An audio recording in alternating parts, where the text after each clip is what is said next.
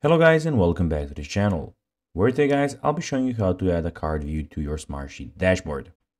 So guys, the first thing that you of course need to do is go to smartsheet.com and you'll be greeted by a website looking similar to this one.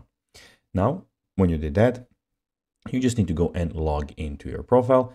But guys, if you do not have one, you can always go and register to Smartsheet.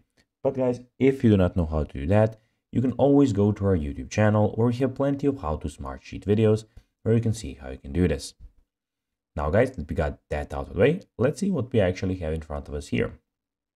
So as you can see here, we have the Smartsheet website where we can go and start from the home screen.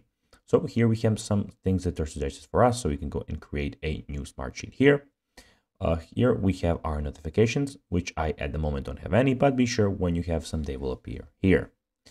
Here you have your folders, so you can browse here from your work apps, sheets, workspace, and deleted items.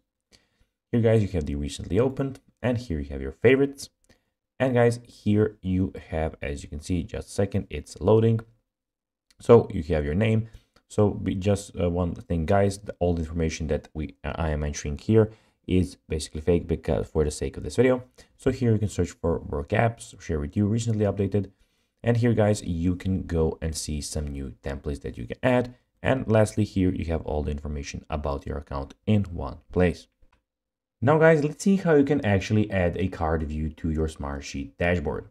Well, first of all, you need to create and access your card view, and then from that new menu at the top of your sheet or report, sign into it and view your sheet's credentials, Smartsheet credentials. In the upper right area of the screen, select Create View.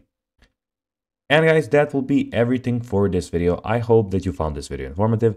If you did guys, don't forget to like this video, share it, subscribe to the channel, put the notifications on, and guys, as always, I'll be seeing you in the next video. Bye guys.